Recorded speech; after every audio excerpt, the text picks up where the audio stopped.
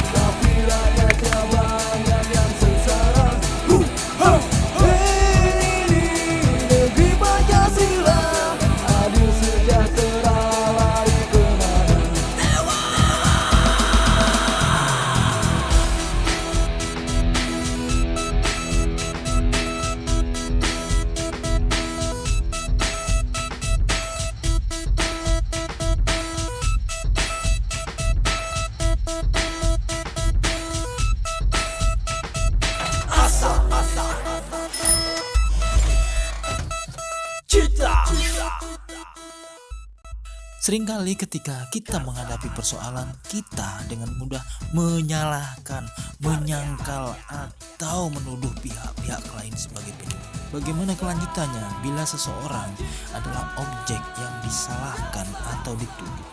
Apakah berulang lagi akan menyalahkan, menyangkal, atau menuduh pihak lain sebagai penyebab? Enggak kelar-kelar, dibuatlah border, batasan, nilai, aturan, standarisasi. Ceritanya pemerintah kita mau bikin undang-undang yang dinamakan Undang-Undang Cipta Kerja. Pertanyaannya, mengapa RUU Omnibus Law menimbulkan gejolak dan gelombang perlawanan? Mengapa RUU Omnibus Law diterima dan dibahas paripurna DPR RI bahkan di tengah pandemi COVID-19? Benarkah virus berbahaya di meja paripurna DPR RI? Simak video berikut. Perburuan, terutama berbagai macam peraturan itu menghambat investasi. Itu alasan klasik. Ya. World Economic Forum itu mensurvei 16 faktor penghambat bisnis. Dan ternyata di situ faktor peraturan ketenagakerjaan hanya menempati peringkat 13.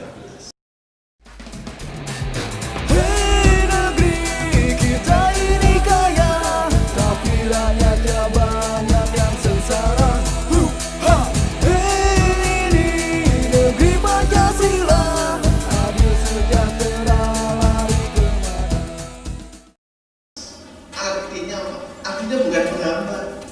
Di sini nomor satu apa? Korupsi, skornya 13. Inefisiensi birokrasi, akses pembiayaan, infrastruktur yang tidak memadai, kebijakan tidak stabil, instabilitas pemerintah, tarif pajak, etos kerja pekerja, kan bukan soal regulasi. Ya. Regulasi pajak, inflasi, pendidikan, pekerja, kejahatan dan pencurian, baru yang 13 peraturan tenaga kerja. Ya. Ingat pada PP 78 dulu dikeluarkan itu bilangnya begini. Ini kalau PP ini tidak dikeluarkan, PHK akan semakin banyak, investasi nggak masuk. Ternyata setelah PP dikeluarkan, PHK tambah banyak, investasi tambah tidak masuk, kan begitu ya. Ini kan berarti hanya alasan saja ketika melakukan satu regulasi itu seperti itu. Ini juga demikian. Sekarang ya, kemarin juga sudah ada edaran mengatakan bahwa UMK akan dihapuskan. Ya. Pertama dikeluarkan surat edaran Kalau yang sudah ada UMP, ya UMK tidak wajib. Nah ini bahasa agak halus. Ya. Nanti bahasa kedua, kalau sudah ada UMP tidak boleh dibuat UMK. Begitu. Nanti berikutnya UMP tidak boleh ada, ya. Karena itu menghambat investasi. Nanti begitu UMP sudah dihapuskan, investasi juga tetap terhambat. Orang ini loh faktornya bukan faktor yang determinan.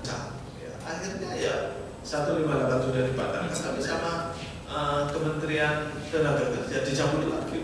Itu ibaratnya mencabut putusan MK. Bayangkan menteri itu bisa mencabut putusan MK, artinya menganulir normanya. Sehingga sekarang banyak orang mem-PHK dengan dasar tidak kesalahan benar tapi mendesak. Kalau mendesak berarti tidak perlu dapat pesangon, tidak perlu dapat penghargaan, tidak perlu ada SP1, SP2, SP3 begitu ya. Ini kemarin baru kita dikagetkan ada penetapan upah minimum kabupaten kota di Jabar pakai surat edaran ya. Bila di Jawa Timur ada gerakan getol, gerakan tolak Omnibus Law, di Purwakarta ada getol pisan akan elemen tolak Omnibus Law. Purwakarta istimewa, serukan anti neoliberalisme. Ada sekitar awal April lalu saya selaku narahubung Aliansi Buruh Purwakarta mengadakan pertemuan dengan Aliansi Badan Eksekutif Mahasiswa Purwakarta serta perwakilan LSM Ormas di Purwakarta.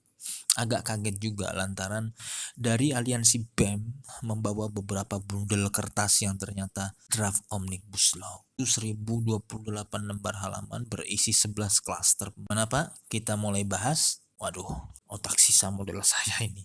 Apa masih kuat? Dimulai dari klaster ketenaga kerjaan lalu ke klaster-klaster lainnya. DPRD aja kayaknya banyak yang belum mudeng. Hakim MK yaitu Menko Polhukam Mahfud MD aja terkesan menutupi celah dan mencari pembenaran supaya RUU ini tetap melaju dalam pembahasan di DPR. Penyusunannya gak sesuai kaidah sebenarnya. Masih ingat kan pasal bermasalah yang pasal 170 bab 13?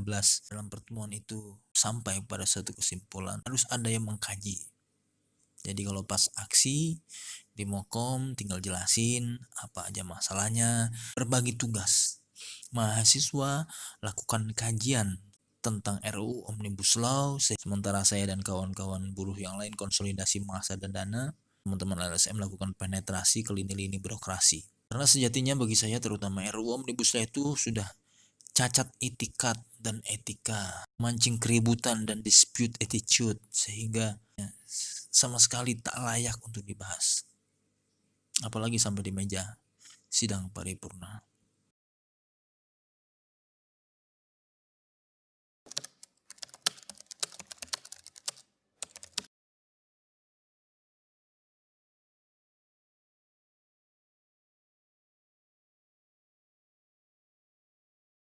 Ketika kami sudah menandatangani surat tersebut, itu konsekuensinya pasti ada, Pak.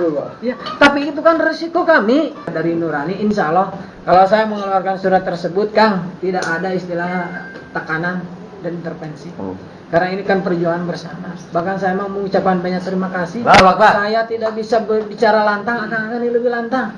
Biarlah kami mendorong dari belakang, gitu kan. Mudah-mudahan nanti dari Gerindra juga setuju, dari PDI setuju, PKB setuju. Mungkin itu ya.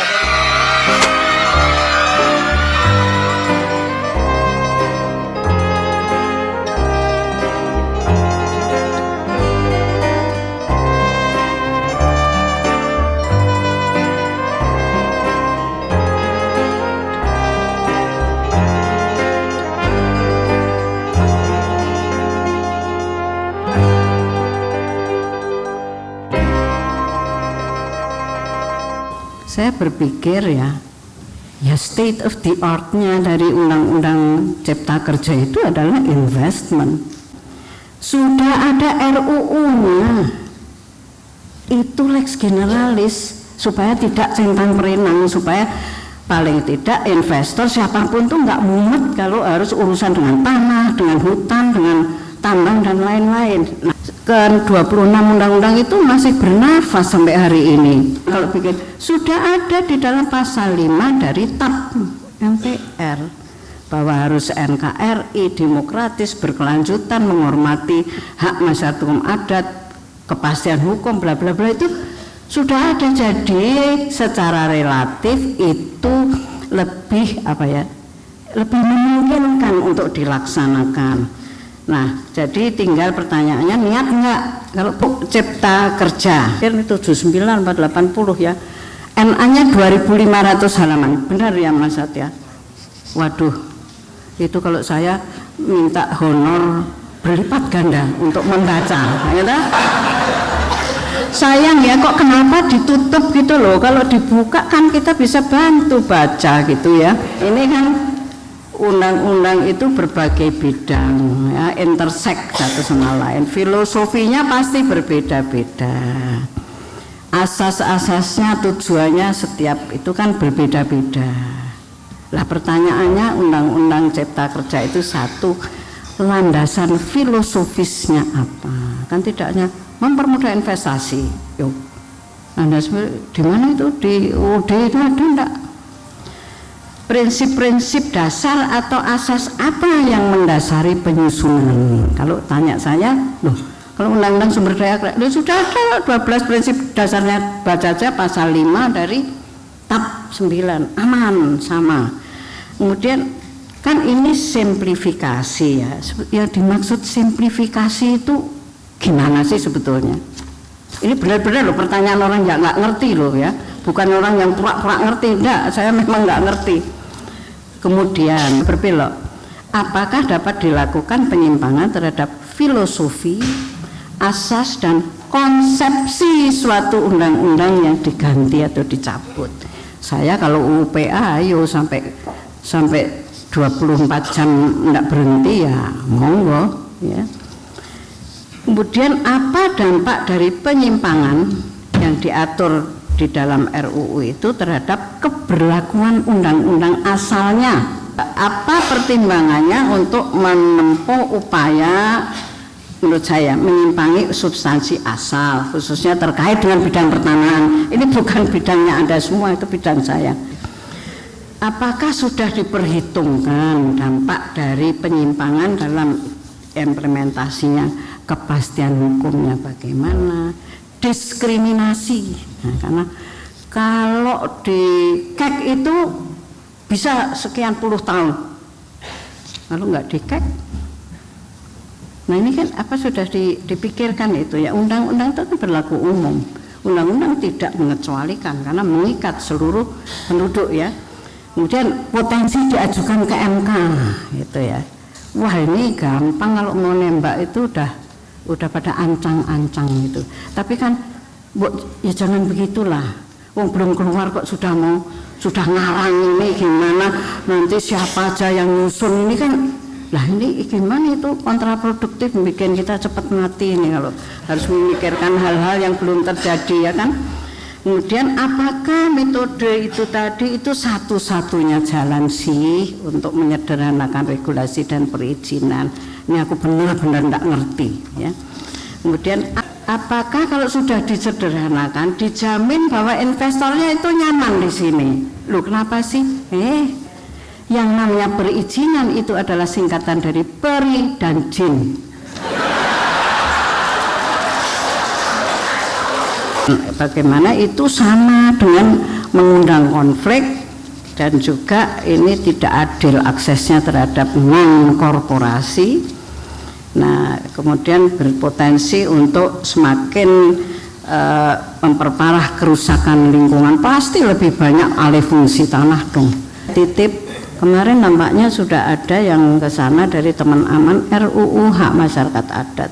Itu sudah 10 tahun Pak, tolong Pak. Karena janji Pak Jokowi dulu akan ada satgas loh, itu nggak ada, itu satnya nggak ada, gasnya juga nggak ada sampai sekarang.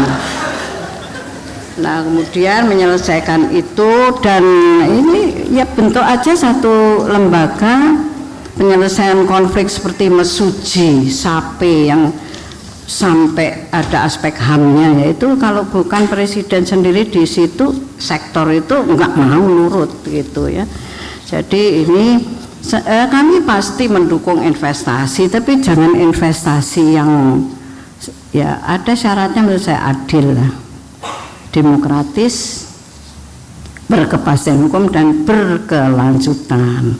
Saya sudah mulai melihat dan sungguh saya tidak ingin bahwa hal-hal yang kemarin sudah ditolak mentah-mentah di dalam RUU Pertanahan yang ditunda berkat kegigihan kita semua, bahwa itu jangan kemudian disalurkan, dititipkan di sini begitu loh. Itu kan unfair, kayak barangkali kita semua masih diberi kekuatan untuk ikut mengawal itu.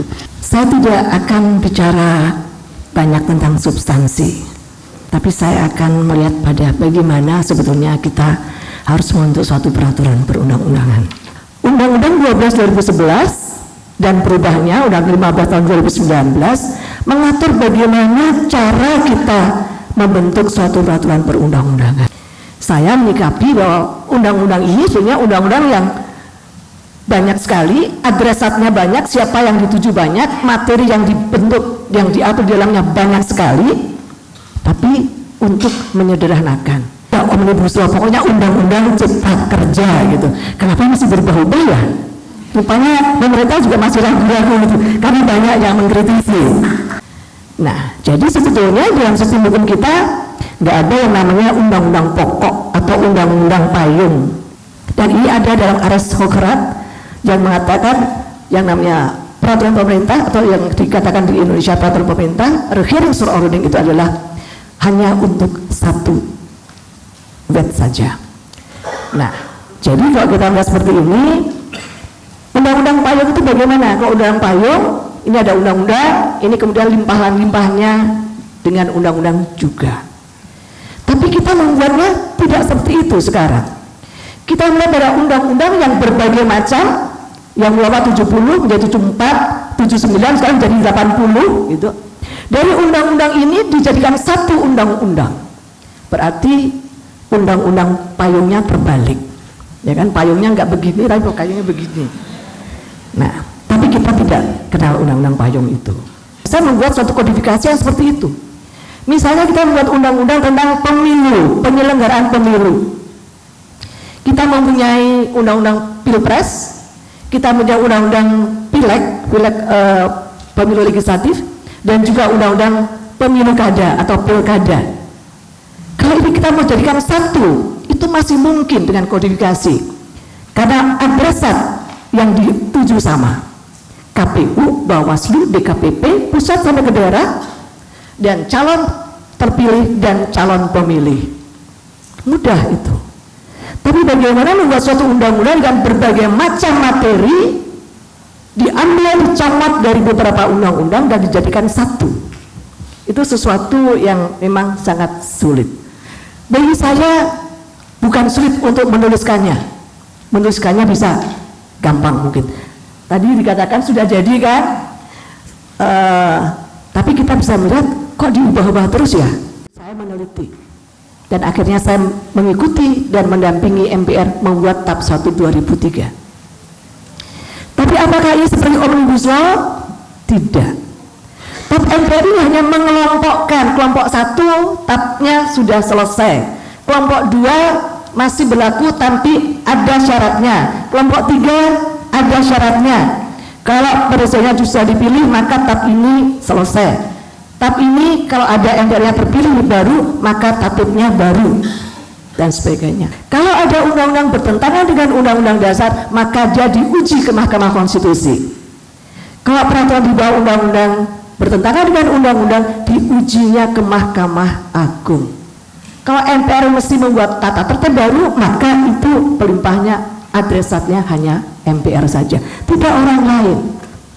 Kalau undang-undang itu begitu diundangkan, maka dia berlaku mengikat umum, siapapun terikat.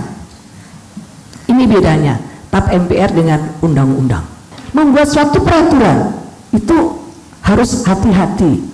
Nah, jadi kalau kita lihat sini, alasannya ada, ini perintah dari TAP MPR, kemudian pengelompokan setiap golongan itu mudah, tidak diambil sepotong-sepotong, materi yang tertuang beraneka ragam, tapi kemudian adresnya adalah pembentuk undang-undang. Nah, ini berbeda dengan undang-undang omnibus yang kita buat. Sekarang namanya bukan undang-undang omnibus ya, undang-undang cipta kerja atau yang lain ya. Di sini dikatakan bahwa dari semua pasal-pasal yang ada maka kemudian diambil sedikit-sedikit.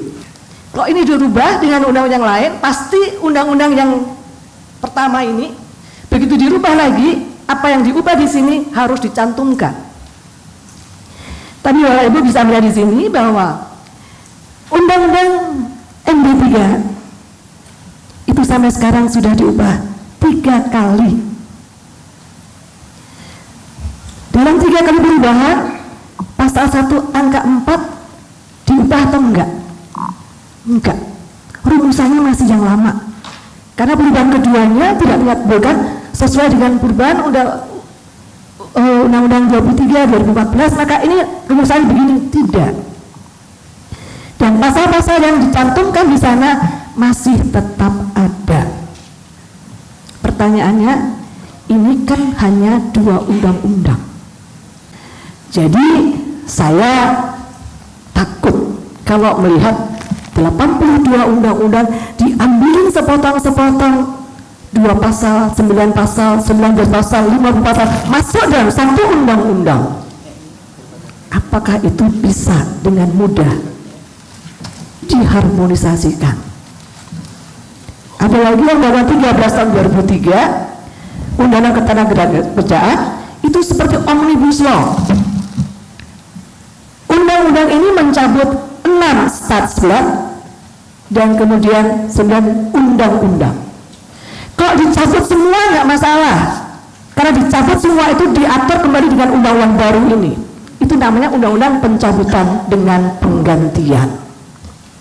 Nggak apa-apa kalau dicabut semua, nggak masalah. Tapi karena kita punya undang-undang yang kita cabutin itu kan masih tetap eksis, dia masih tetap berlaku. Nah, jadi ini yang saya takutkan, gimana ya? Kan orang-orang biasa lihat undang-undang ketenagakerjaan, yang lihatnya undang-undang yang berlaku existing, undang-undang itu gitu ya. Nah, tapi kalau saya melihat ini, saya mengatakan habis gimana ya? Kan pemerintah sudah mengatakan ini harus jadi supaya sederhana. Ada yang mengatakan perlu mengubah Undang-Undang 12 tentang hierarki perundang-undangan. Saya mengatakan tidak perlu, karena Indonesia hanya punya 1 undang-undang. Apakah itu isinya RAPBN, apakah itu ratifikasi atau apapun, tapi itu hanya namanya undang-undang, bukan omnibus, bukan undang-undang payung dan sebagainya.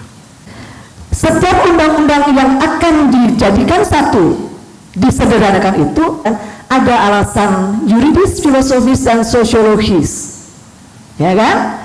Sehingga pasal-pasal yang menjadi dasar hukumnya pasti berbeda-beda. Ada yang pasal 33, ada yang pasal 12, dan macam-macam itu bisa terjadi. Tapi apakah itu bisa dipakai? Saya mengatakan Undang-Undang 12 2011 itu adalah undang-undang tentang tata cara bagaimana kita membentuk peraturan perundang-undangan. Kok Bapak Ibu melihat di dalamnya nggak ada sanksi pidananya? Dan kalau kemudian kita akan mengatakan bagaimana kalau kita merubah strukturnya, merubah struktur juga bisa, walaupun itu merupakan suatu pelanggaran yang tidak ada di dalam undang-undang ini sebetulnya, karena kalau kita melihat sepotong-sepotong dan 80 undang-undang itu diambil sebagian pasalnya, ada yang dicabut, ada yang diubah, ada yang kemudian disesuaikan, diharmonisasikan dengan yang lain. Kalau dicabut itu nggak masalah, tapi kalau diubah, karena satu perubahan itu akan menjadi dasar bagi undang-undang existing yang ada. Saya mencontohkan begini, kalau di situ dikatakan perkawinan adalah hubungan antara 2 orang pria dan wanita yang disahkan oleh pejabat yang berwenang. Kita mengubah undang-undang itu, perkawinan adalah hubungan antara pria dan wanita atau yang sejenis yang disahkan oleh negara. Hancur nggak undang-undang perkawinan itu? Semuanya dari pasal 1 sampai pasal terakhir itu akan berbunyi yang seperti yang saya katakan terakhir. Jadi makna ketentuan umum definisi itu menyangkut undang-undang yang ada, undang-undang sektoral itu, atau orang mengatakan undang-undang existing. Jadi di sini kita bisa melihat hal-hal yang seperti ini. Saya membayangkan bagaimana kalau itu seperti itu. Tapi walaupun demikian, karena ini katanya metode saja, metode perumusan, maka pelanggarannya kecil sebetulnya. Ya, beda kalau kemudian hierarkinya diubah. Hierarkinya ada undang-undang dasar, tap MPR, undang-undang omnibus, undang-undang, wah saya protes keras betul ya. Tapi ini tidak. Dan kalau kita lihat pada undang-undang 12 2011 ini dikatakan demikian pasal 64. Penyusunan rancangan peraturan perundang-undangan dilakukan sesuai dengan teknik penyusunan peraturan perundang-undangan. Jadi sesuai dengan undang-undang 12 ini. Ketentuan mengenai teknik penyusunan peraturan perundang-undangan sebagaimana dimaksud pada ayat 1, ketentuan dalam lampiran 2 yang merupakan bagian tidak terpisahkan dari pasal ini. Dan ayat 3-nya mengatakan ketentuan mengenai perubahan terhadap teknik penyusunan peraturan perundang-undangan sebagaimana dimaksud pada ayat 2 diatur dengan peraturan presiden. Jadi masih untung di sini. Kalau itu rumusannya keliru, nggak masalah. Nanti peraturan presidennya yang diperbaiki. Peraturan presiden nomor 87 tahun 2014 ya.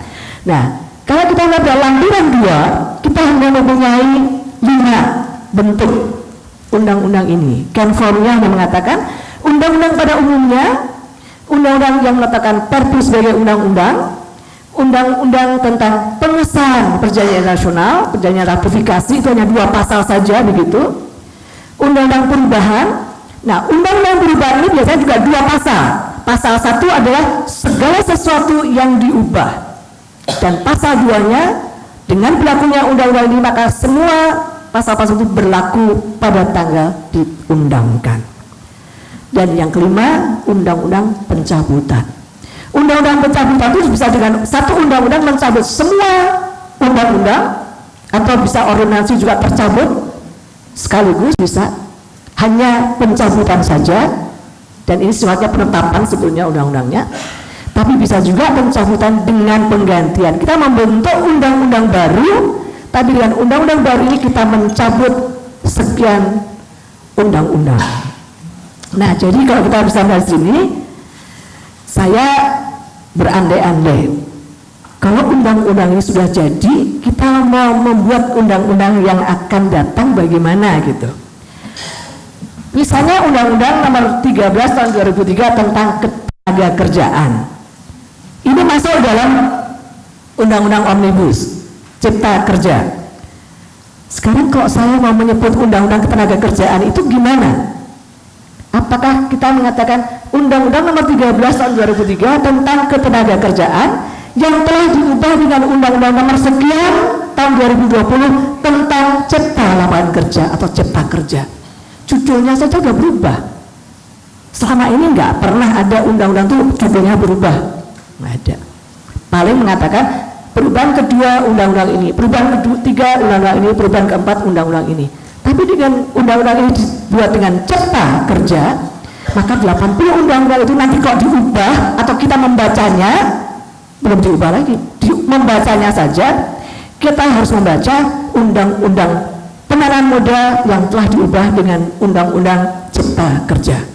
Namanya semua ganti nanti. Nah, ini secara orang mengatakan secara teknis mudah, kan sekarang pakai komputer semua jalan. Nanti dulu orang nggak akan tahu nanti, ya kan? Nah, ini saya melihat kesulitan dalam pelaksanaannya, implementasinya itu akan sulit nanti. Nah, selanjutnya, dapatkah tradisi dalam civil law kita ambil untuk tradisi common law? Nggak masalah sebetulnya.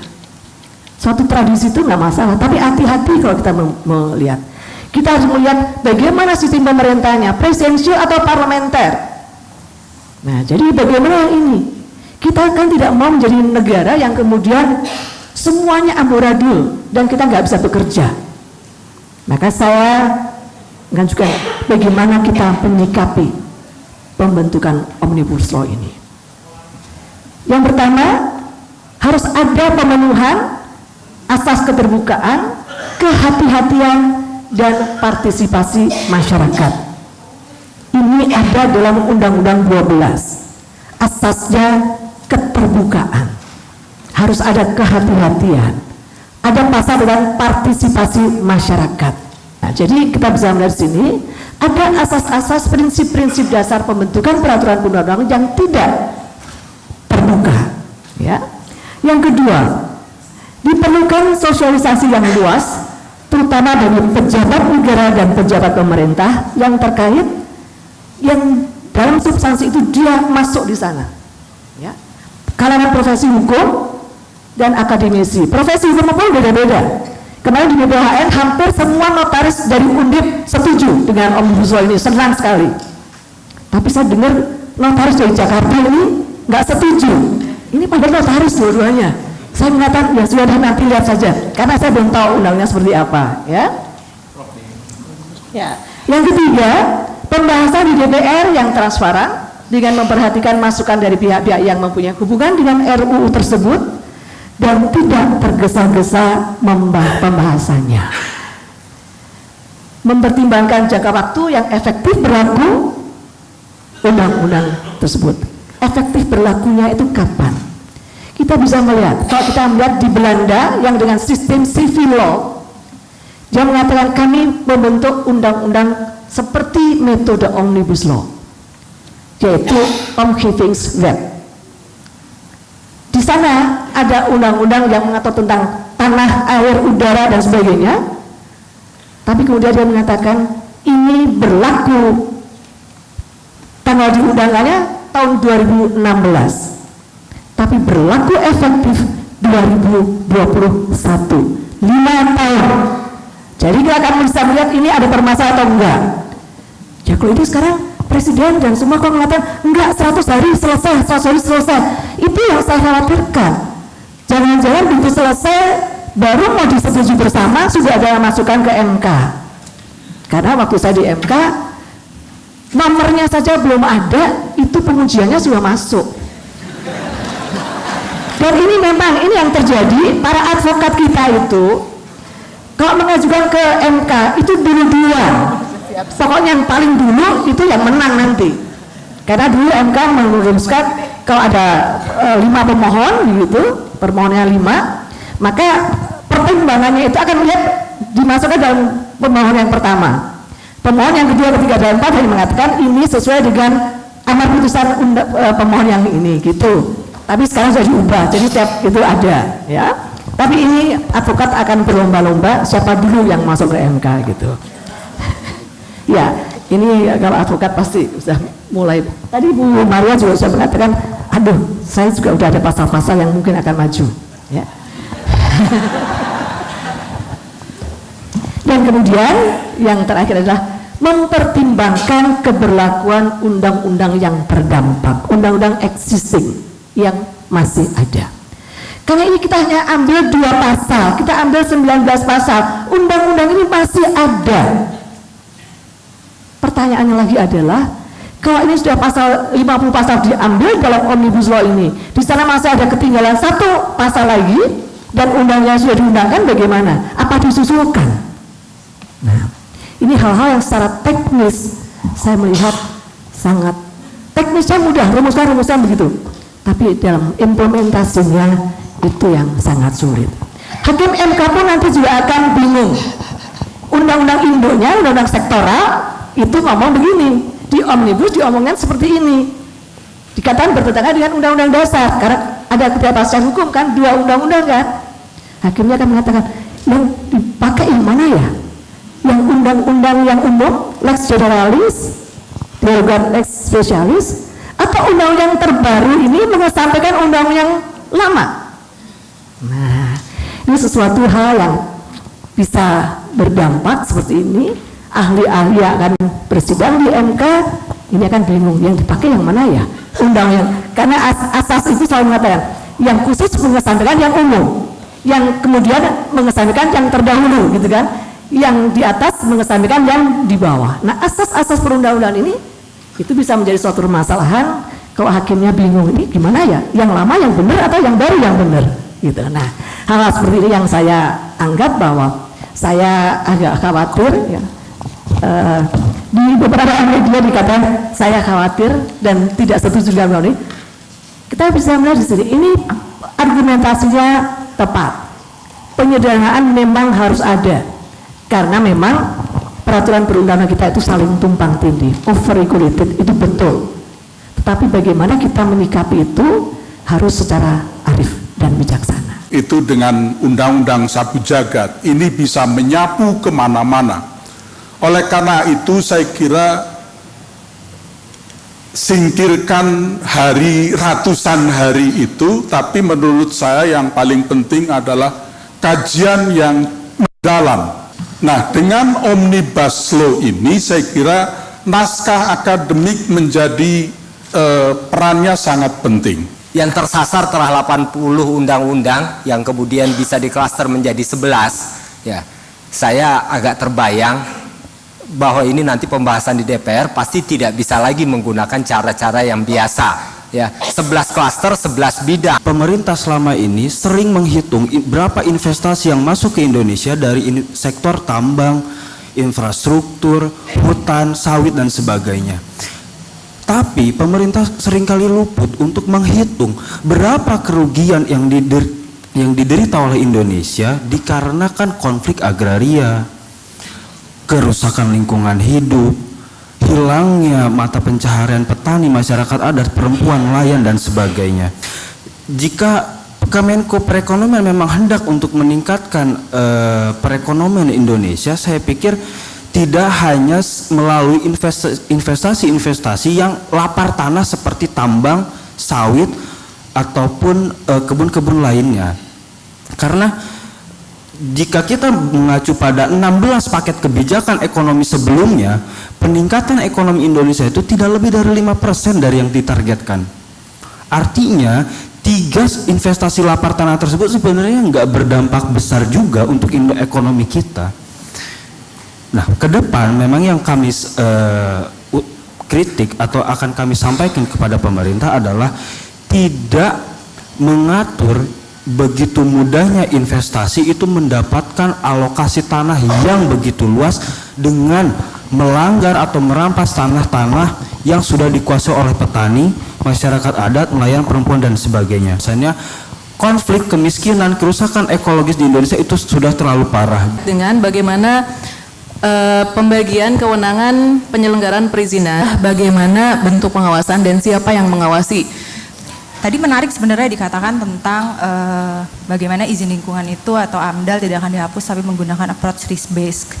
Nah, risk based ini kan secara konsep adalah bagaimana bisa mengatur tata cara perizinan lingkungan dengan sudah terlebih dahulu mengidentifikasi risiko-risiko.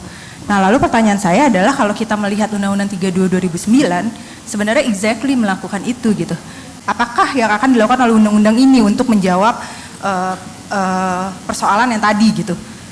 Kalau memang persoalan ada di undang-undang, apa persoalannya bagaimana undang-undang omnibus ini akan menjawab itu? Kalau pertanyaannya, kalau jawabannya ada di implementasi, bagaimana kemudian omnibus law bisa menyelesaikan persoalan yang sebenarnya ada di tataran implementasi tersebut? Nah, hal lain juga ingin saya sampaikan adalah bagaimana proses standar di dalam izin, di dalam konsep yang ada di omnibus law gitu ya. Kalau kita lihat sekarang pun Undang-Undang 32 sebenarnya memakai itu gitu, bagaimana ada kriteria baku kerusakan dan juga pencemaran yang pada intinya adalah sudah mengakses risiko tersebut kemudian membuat standar tertentu gitu secara administratif gitu. Ada beberapa yang sebenarnya bisa saya rangkum juga ini. Pertama, dengan undang-undang omnibus, mohon maaf saya ulangi, saya nggak akan menggunakan undang-undang omnibus, tapi saya akan menggunakan undang-undang cipta kerja.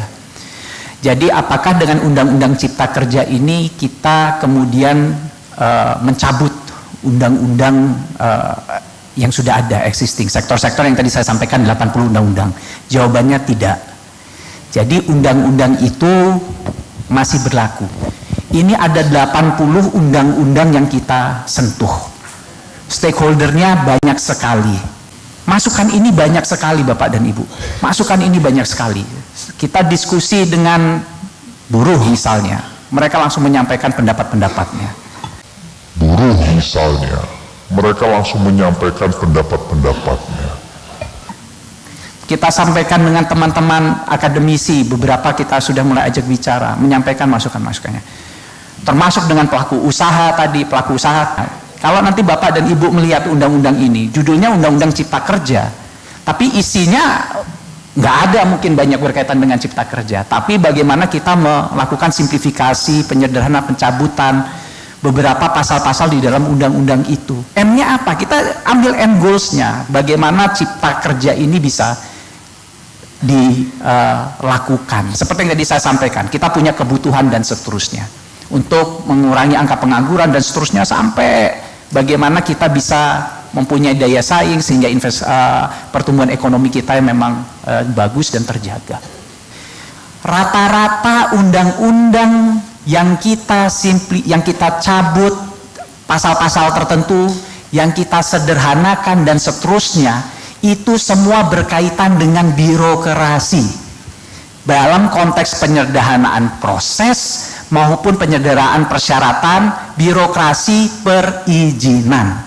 11 klaster yang saya sampaikan tadi itu dalam bingkai diskusi kita ketika kita memetakan undang-undang mana yang harus kita ubah. Saya ambil contoh tadi misalnya klaster pertama. Klaster 1 mengenai perizinan. Di situ kita membedah, kalau semua undang-undang tadi yang 50 undang-undang ini mengatur hal yang perizinan yang berbeda-beda, nggak ada standarnya, NSPK-nya berbeda-beda dan seterusnya, kriterianya berbeda-beda dan seterusnya, persyaratan ini macam-macam, kewenangannya pun tumpang tindih dan seterusnya. Ini loh yang coba kita tata lagi perizinan ini. Undang-undang mana yang ngatur? Kita identifikasi satu-satu. Oh, ada undang-undang penanaman modalnya sendiri. Oh, ada undang-undang pelayaran. Oh, ada undang-undang penerbangan. Ada undang-undang terus sampai 50 yang mengatur perizinan. Inilah yang kita bedah. Kembali lagi berkaitan dengan birokrasinya. Perumusannya gimana nanti? Betul, nanti memang bagaimana kita cara membacanya, bagaimana kita cara mengkonsolidasikan ketika ini memang undang-undang ini jadi. Ketika kita menyiapkan PP-nya, atau ketika kita mau melakukan perubahan lagi terhadap undang-undang dan seterusnya, apakah bunyinya undang-undang itu? Maaf, saya ulangi, kenapa kita menempuh metode omnibus ini? Semata-mata memang untuk efisiensi. Jadi pendekatan kita mengubah. Jadi mengubah sekian undang-undang, 80 undang-undang itu memang di dalam satu undang-undang. Sehingga pembahasannya memang cukup satu kali di DPR. Jadi mungkin ini pendekatan pola, bahwa nanti akan setuju, kita pun di dalam di internal tim yang dikoordinasikan oleh kantor Menko Perekonomian, kita memang mempertimbangkan ini, kita sedang yuk mencari bagaimana kita mudah dalam mensosialisasikan ini, mudah ketika nanti mengimplementasikannya, mudah ketika membacanya, maupun nanti ketika ini harus kita kodifikasikan dan seterusnya seperti kita. Tapi pendekatannya bukan klaster, memang pendekatannya tetap undang-undang sektor. Bab 1, bab 2, bab 3 itu sesuai dengan sektornya masing-masing. Jadi dari hasil diskusi pemetaan klaster tersebut, kita gunakan untuk ketika kita mendiskusikan mana undang-undang yang harus diubah. Ketika kita bicara klaster 1, mana sih undang-undang yang harus kita ubah? Klaster 2, mana sih yang harus kita ubah? Tapi nanti dalam penyusunan regulasinya, pembahasannya dengan DPR, kita pendekatannya adalah sektor sebagaimana di atas. Ada sektor pertanian, ada sektor transportasi, ada sektor kelautan perikanan, terus sektor SDM dan seterusnya. Bagaimana terus nanti konsekuensi ini ketika nanti dibaca, ketika nanti kita, apakah nanti kalau kita mengubah, apakah nanti harus mencantumkan undang-undang cipta lapangan kerja? Jangankan saya dengan teman-teman Walhi, saya dengan teman-teman LHK, ini kita melakukan assessment ini, berdebatnya, itu bisa 2-3 kali round, mungkin nggak 2-3 kali round, bisa 10 sampai 20 round. Tentunya kita lihat apakah memang ada kaitannya erat betul untuk penciptaan lapangan kerja tadi. Kalau nggak ada, nah ini yang Bapak Presiden pun putuskan, jangan sampai kalau bahasanya di media di luar, jangan ada pasal-pasal titipan, jangan semua ini dimasukkan seolah-olah RUU ini jadi keranjang sampah dan seterusnya untuk memasukkan. Ini yang kita jaga. Kita benar-benar pingin jaga bahwa yang sebenarnya yang mau kita perbaiki ini adalah iklim usahanya. Kita mau bikin satu ekosistem yang kompetitif, yang punya daya saing dan seterusnya. Di depan kita itu ada sekian banyak investasi yang sudah masuk dengan jumlah 688 triliun. 688 triliun sejak tahun 2004, bahkan artinya sebelum masa pemerintahan Bapak Jokowi. Tapi nggak bisa kita realisasikan. Persoalannya apa? Izin. Nggak ada, bukan persoalan-persoalan lain, izin permasalahannya. Kan, kembali lagi, perizinan itu akan tetap berada di sektor masing-masing. Pelayanan publiknya pun akan tetap di sektornya masing-masing. Di dalam RUU Cipta Kerja ini kita hanya ingin menegaskan pendelegasian yang langsung diberikan kepada menteri, kepada gubernur, kepala daerah, bupati, wali kota, pada prinsipnya itu sebagai pelaksanaan dari pendelegasian yang diberikan oleh presiden. Jadi bukan langsung atribusi langsung oleh undang-undang kepada menteri ini dan seterusnya.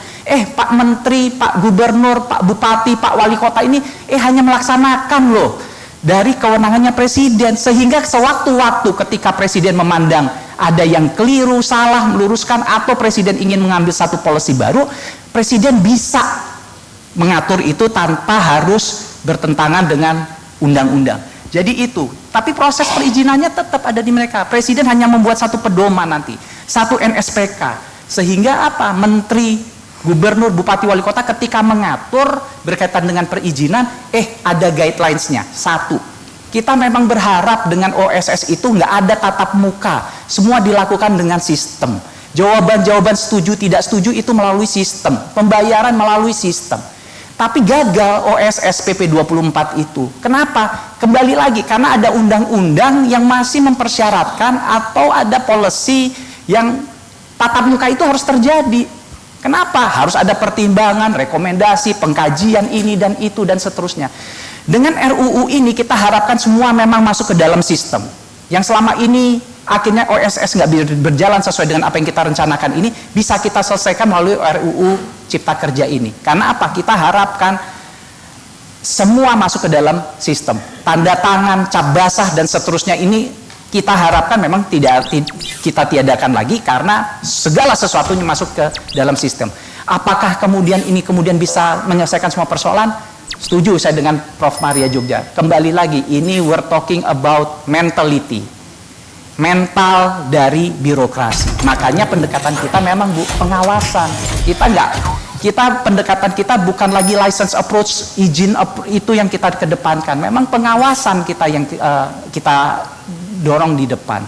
Tentu kalau kita pengawasan ini mau jalan apa? SOP-nya harus jelas, remunerasinya harus jelas, ini dan seterusnya dan lain-lain. Ini yang memang akan kita benahi. Bahwa apakah ini kita pastikan ini akan langsung menarik investasi, minimal kita sudah tahu persoalan permasalahannya ini apa. Oke, berkaitan dengan perizinan. Makanya ini yang kita benahi. Menyelesaikan persoalan, sama-sama yuk kita jalankan ini sesuai dengan nawaitunya. Sepanjang nggak ada mens rea untuk melakukan satu pelanggaran kejahatan, kita berharap tidak ini. Walhi, risk based izin, setuju, saya pendapat Undang-Undang 32 standar, tapi kita lihat dalam Undang-Undang 32 itu memberikan banyak diskresi, kembali lagi aturan kepada Menteri Lingkungan Hidup, sehingga mengatur hal-hal yang sebenarnya udah jelas di Undang-Undang 32. Ini loh yang ini kita perbaiki. Standar kita sampaikan tadi, merendah, menengah, ini ada, memang sudah ada sesuai dengan Undang-Undang 32 dan implementasinya.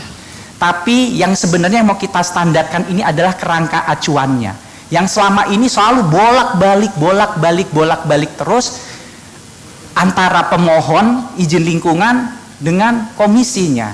Yang diubah apa? Yang direview apa? Kerangka acuannya. Nah, sekarang kerangka acuannya kita standarkan. Siapa yang nanti yang buat standar kerangka acuan ini? Sektor-sektor yang bersangkut. AMDAL tetap ada, pengujian tetap ada, komunikasi konsultasi publik tetap ada. Prosesnya loh yang kita sederhanakan. Persyaratannya ini loh yang kita luruskan kembali. Mungkin itu jawaban dari kami. Makasih.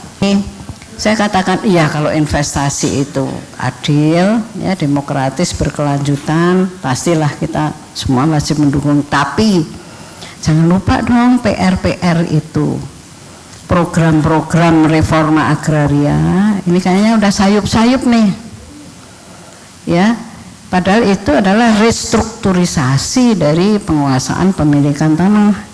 Dikhawatirkan dengan mengundang investasi pasti kontestasi untuk memperoleh tanah dan sumber daya alam itu semakin sengit lah. Nah ini kelompok rentan ini gimana? Petani, perempuan, masyarakat hukum adat ini pasti yang paling kena dampaknya. Ini yang kita ingatkan. Kemudian yang kedua juga tadi sudah saya sampaikan hak masyarakat hukum adat ya. Ini mereka akan paling rentan karena tidak ada undang-undang yang melindungi. Langsung kok pasal 18B ayat 2. Tapi kalau tidak ada undang-undangnya kan kedudukannya bisa dikatakan lemah. Juga untuk konflik-konflik itu nggak mungkin diselesaikan di pengadilan, gimana lah kalau konfliknya itu antara dua undang-undang sektoral, hakimnya bingung kalau ini masalah tanah, ini sebetulnya bukan tanah juga karena ada kaitannya dengan kehutanan.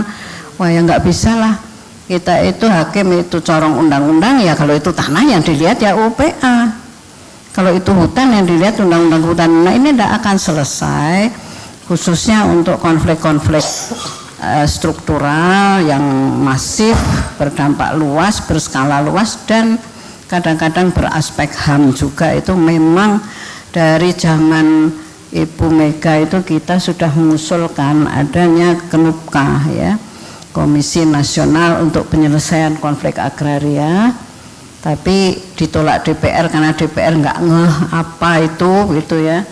Jadi itu masih terus kita perjuangkan. Kan nggak ada diundang ahli pertanahan di situ. Tadi katanya kita mengundang ahli-ahli ya. Saya ditanya ini dari KSP Ibu diundang enggak? Nah, jadi ahli mana? Karena kita ada loh di situ. Kalau di ya benar ini. HGU pakai diberikan sekaligus pemberian dan bertentangan dong dengan putusan MK. Ada lagi yang 90 tahun. Kenapa enggak 1000 tahun lagi seperti Khairil Anwar ya? Kenapa kok cuma 90 tahun? Nah, melihat kayak begini ini kan lah, apakah akan terulang lagi? Jadi kita itu sifatnya mengawal. Jadi ada jalan lain sebetulnya, tapi pemerintah kan diberitahu kan nggak mau.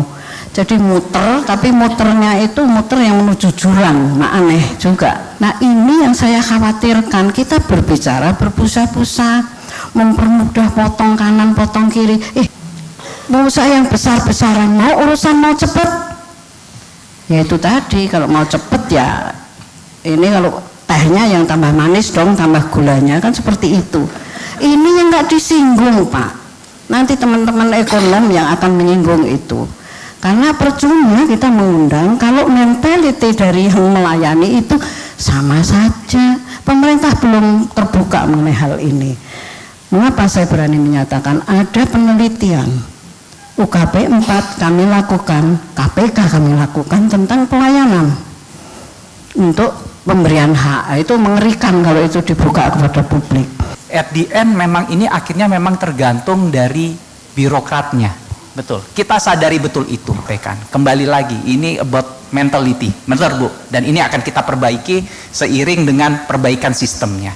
Dengan perbaikan sistem kita harapkan mentalitasnya ini juga bisa kita perbaiki. Kita semua itu berada di sini untuk mengawal, ya. Jadi yang sangat dibutuhkan itu adalah konsultasi publik, bukan sosialisasi. Sosialisasi itu kan kalau undang-undangnya udah jadi ya. Yang sangat kurang, dirasakan kurang itu adalah konsultasi publik. Semakin dibuka, semakin kita itu mempunyai kesempatan untuk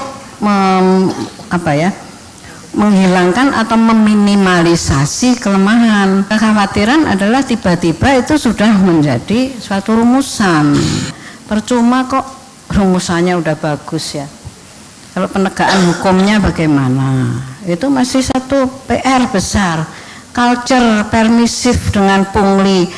Aduh, jadi yang Anda kerjakan pemerintah sekarang itu sepertiga dari yang 3 itu tadi ya. Jadi saya harap itu juga merupakan suatu kesadaran bahwa ini this is not everything ya, tapi satu awal, dan kita semua pasti akan ikut mengawal dengan itikat baik gitu. Walaupun saya dapat naskah akademik yang hanya 250 lembar lebih dahulu dan 600 halaman pasal-pasal yang mau diubah, tapi saya cukup kaget juga bahwa bosok segini mau dijadikan satu gitu ya.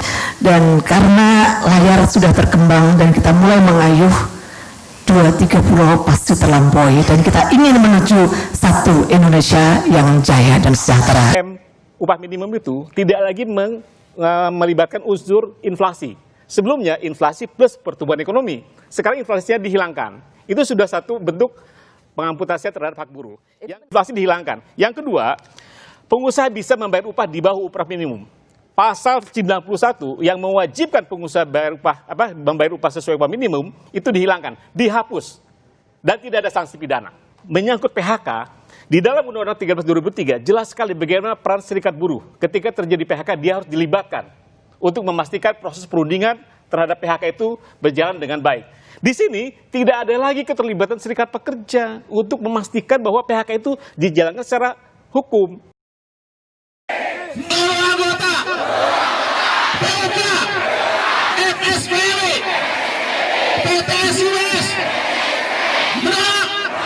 Rancangan undang-undang Omnibus Law.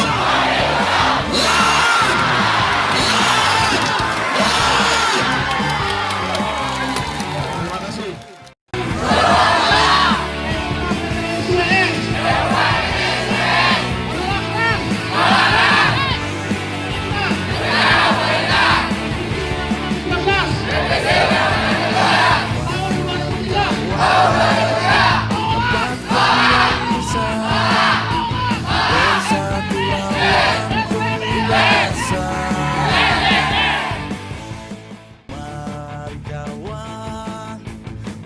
Serikat Pekerja bukan kumpulan orang pintar, tapi serikat pekerja kumpulan orang cerdik yang berjuang dengan cara yang pintar. Dan yang terpenting dari sebuah perjuangan bukan berapa banyak yang bisa kita bawa pulang, tetapi seberapa berarti kita untuk orang lain.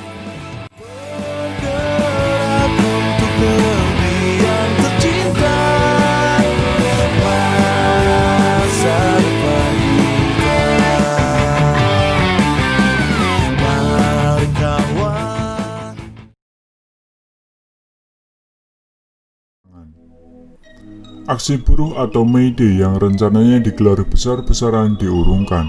Keputusan ini tak lama setelah Presiden Jokowi turun tangan langsung.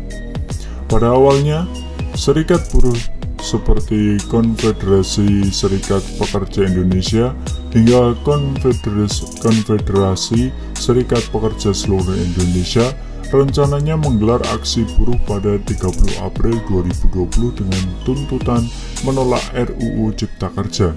Hingga akhirnya KSPI, KSPSI, dan juga perwakilan dari Konfederasi Serikat Buruh Seluruh Indonesia bertemu Jokowi di istana dan memberikan masukan soal RUU Cipta Kerja. Serikat buruh menunggu keputusan Jokowi perihal RUU Cipta Kerja sebelum memutuskan akan atau tidaknya demo pada 30 April. Jika demo terlaksana, maka estimasi akan dihadiri 50.000 buruh. 2 hari setelah pertemuan, Jokowi menyatakan pihak pemerintah bersama DPR sepakat menunda pembahasan RUU Cipta Kerja klaster ketenagakerjaan. Jokowi mengatakan penundaan tersebut untuk memberikan kesempatan kepada pemerintah dan DPR mendalami substansi Omnibus Law.